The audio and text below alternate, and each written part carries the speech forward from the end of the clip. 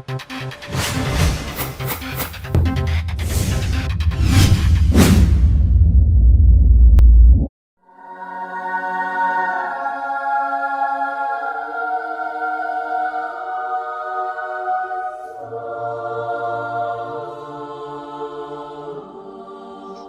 Shalom, paz y bendiciones. Bienvenidos una vez más. Hoy vamos a ver un tema que quizás muchos lo pasamos por alto porque cuando uno llega a alguna congregación son preguntas que quizás no nos las hacemos, las damos por sentado. ¿Cómo es que, o quién es la iglesia? De las personas que están conectadas, alguna, si quiere decirme qué es lo que piensa, qué es lo que aprendió, qué es lo que dice la tradición, qué es la iglesia o quién es la iglesia.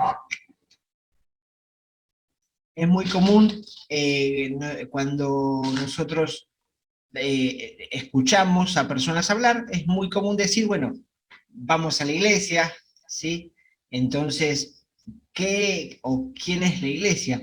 Si uno se pone a ver la Biblia un poquito antes de que naciese Yeshua, podemos ver que estaba Adán y Eva, Caín y Abel, Noé, sus hijos, Abraham, Isaac, Jacob, ninguno se congregaba en ningún lugar, ellos adoraban a Dios a su manera, erguían altares, pero no se congregaban. Entonces, cuando nace Yeshua ya había congregaciones. Entonces, ¿dónde fue el periodo de la historia que empezó? Porque la tradición nos dice que la iglesia empezó en Pentecostés, es lo que generalmente nos dice la tradición, en Hechos 2.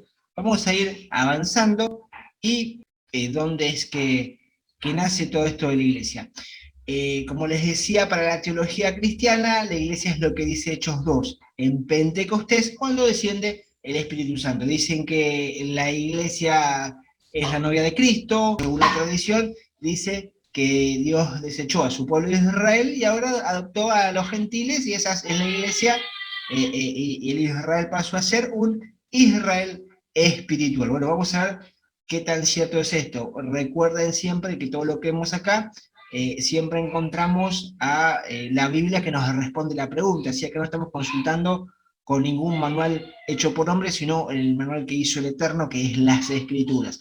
En Efesios 2:18 habla de que por medio de él, es decir, de Yeshua, los unos y los otros, es decir, judíos y no judíos, tenemos derecho a entrar por un mismo espíritu al Padre. Es decir, que de ambos pueblos hizo uno. Entonces, la iglesia, el pueblo, la iglesia son uno, no son ni dos ni tres.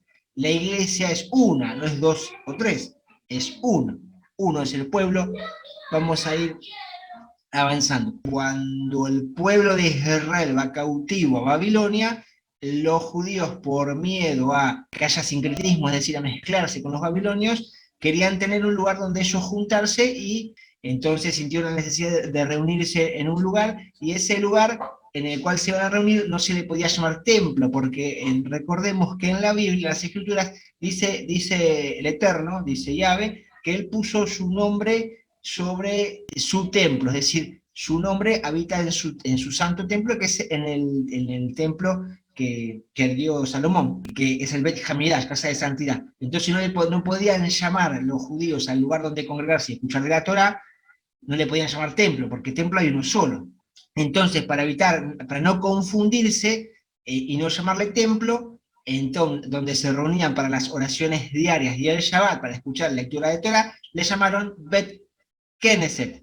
Bet es casa, ¿sí? Casa de reunión o casa de la asamblea. Bien, más tarde, con la influencia griega, el nombre que se usó fue sinagoga y así quedó hasta los días de Yeshua, hasta nuestros días. En el griego 4864 está la palabra sinagoga. Recordemos que 200 años aproximadamente antes de que nazca Yeshua, se tradujo la Biblia del hebreo al griego, que se llamó la Septuaginta, ¿sí? Entonces ahí se cambiaron, tenemos que volver al original, cómo es que estaba escrito ahí, para ver cómo llegó a nuestros días y por qué el cambio. Entonces, sinagoga o Bet Knesset identifica un lugar de reunión pública de los judíos, específicamente para los servicios de oración y de enseñanzas de la Torah. Parte de todas estas cosas que estamos viendo yo lo saqué del link que compartí en Telegram, cuando habla el pastor Neri Price, habla sobre la identidad de la iglesia. Si es la primera vez que lo escuchás, puedes meterte al link, a este link que te aparece acá, y te metes al grupo de Telegram, que ahí tenemos, podemos ahí hablar más en detalle sobre las preguntas que ustedes tienen. Entonces, avanzando. Tenemos entonces, como les decía, en el término griego que es eclesia, en el griego ustedes recuerden que ahí en el grupo de Telegram está el Strong. Esto es importante saber porque tenemos que ir al original, cuál era el significado primario de las palabras. Después, imagínense que del griego, del hebreo se tradujo al griego, del griego al latín y del latín al español. Tenemos que ir a la fuente, cuál era la fuente, la palabra primaria. Entonces, eclesia, del griego 1577, que significa congregación, llamados afuera, asamblea o comunidad. Entonces tenemos acá el término eclesia. Ejemplos del uso de eclesia tenemos en la Reina Valera, 1960, Mateo 18, 17, si no los oyeres a ellos, dilo a la iglesia, eclesia, y si no lo oyeres a la iglesia, tenlo por gentil y publicano. En Hechos 5:11 tenemos, y vino gran temor sobre toda la iglesia y sobre los que oyeron estas cosas, en ese lugar donde se estaban congregando. Perfecto, entonces, acá hay algo extraño, escuchen, ¿sí? Si vamos a Hechos 7:38, dice, está hablando sobre Moisés, dice, porque supuestamente nació en Pentecostés, dice, es aquel Moisés que estuvo en la congregación en el desierto con el ángel que hablaba en el monte Sinaí con nuestros padres, que recibió las palabras que le damos vida. Entonces acá tenemos congregación, tenemos que ir al griego. Entonces resulta que congregación significa eclesia, ¿sí? Asamblea. Bien, entonces acá tenemos un problema, acá hay algo extraño. ¿Cómo es que está diciendo que en el monte Sinaí se llamaba eclesia? ¿Y por qué le pusieron asamblea y no le pusieron, por qué no le pusieron congregación? ¿Sí? Entonces, en vez de, ¿por qué le pusieron congregación y no iglesia? Dice, en aquel momento Moisés estuvo en la congregación. ¿Por qué le pusieron iglesia? Epa, ¿qué pasa acá? Acá hay algo extraño. Vamos a avanzar un poquito más. ¿Ustedes qué piensan? Los que están ahí en el chat, si quieren abrir el micrófono, ¿por qué piensan que en vez de congregación, o sea, tendría que haber dicho iglesia acá? No lo había tomado en cuenta. Viste que a veces uno pasa, lee y no lo toma en cuenta. Interesante. Sí, a todos nos pasó. Entonces, bueno, vamos a avanzar un poquito más. Bien. ¿Qué tradujeron? O sea, en vez tendría que haber dicho ahí iglesia. Pero acá habla del pueblo de Israel, ¿no? Habla del pueblo de Israel. Bomba. ¿Qué es lo que pasó acá? Bueno, la Biblia la tradujo un monje católico con doctrina católica, Casidoro. Acá estamos traduciendo el monje católico y de repente se encuentra, mientras tanto, 1500 años antes, el monje dice, no, ¿cómo puede ser que en el monte Sinaí diga eclesia? No, vamos a ponerle congregación. Y ahí estamos, miren, o sea, si no conocemos el idioma y las palabras, y tenemos estas fuentes, nos pasan por alto. Entonces acá está el monje acá poniendo y acomodando las palabras a él como él le parecía, entonces mejor pongo congregación en vez de iglesia, ¿no? Bueno, entonces, Valera, Casiodoro de Reina, que son los que tradujeron la clásica Reina Valera, uno no los está juzgando, simplemente que eran monjes y tenían una doctrina católica, entonces ellos acomodaban a la traducción, a su doctrina. Tengamos en cuenta que los traductores eran monjes católicos, para ellos la iglesia había nacido en Hechos 2, en Pentecostés, como nos lo enseñaron. Ellos no consideraban que el Pentecostés, o sea, es decir, ya el Shavuot, no era la primera vez que se celebraba. ¿Qué es el Shavuot? Cuando sale, esto después no quería bombardearlos, ¿no? Con información, pero si lo resumo, cuando sale Moisés con el pueblo de Dios de Egipto y van hasta el monte Sinaí, pasan 50 días. Esa es la fiesta del Shavuot, que se la tradujo o sea, se la tradujo del hebreo al griego y se le puso Pentecostés. ¿Por qué Pentecostés? Porque viene de penta, de 50, es decir, 50 días desde que Moisés sale de Egipto hasta que reciben las tablas de la ley. En el monte Sinaí, que se llama el Pentecostés, Shavuot, pasaron 50 días. O casualidad que desde que Jesús y Yeshua muere hasta que muere, resucita, hasta que cae en Pentecostés pasan 50 días. Estaban en la fiesta de Shavuot, era una fiesta que venían celebrando, no era la primera vez que la celebraban, era una fiesta que se celebraba anualmente. Entonces vemos que la iglesia no nace en Pentecostés como nos lo enseñaron, sino que nace en el monte Sinaí.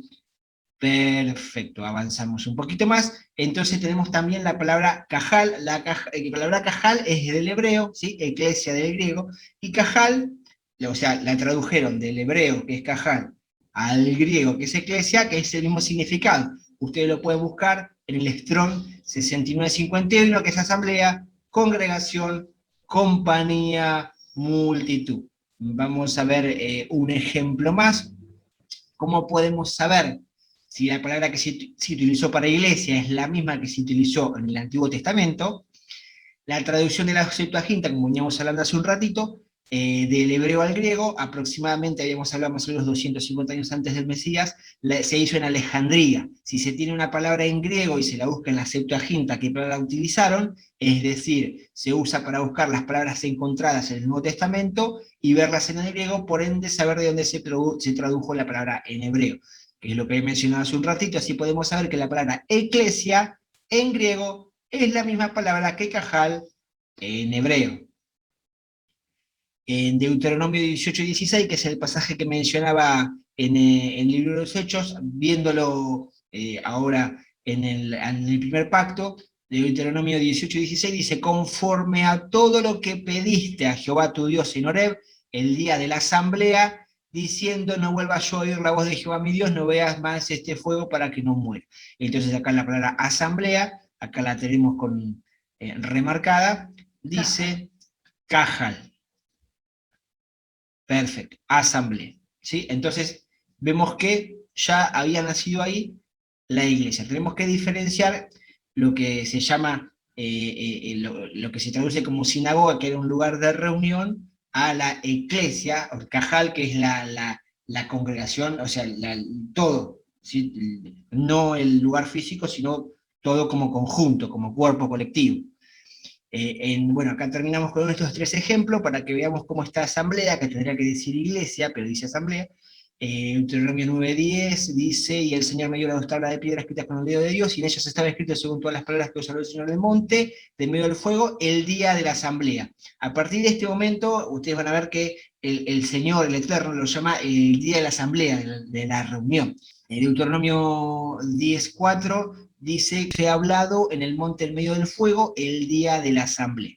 Deuteronomio 18:16, conforme a todo lo que pediste al Señor tu Dios en Horeb el día de la asamblea, no vuelva yo a oír la voz de mi Señor, ni vea yo más este gran fuego para que no muera. Bueno, ¿por qué es importante esto?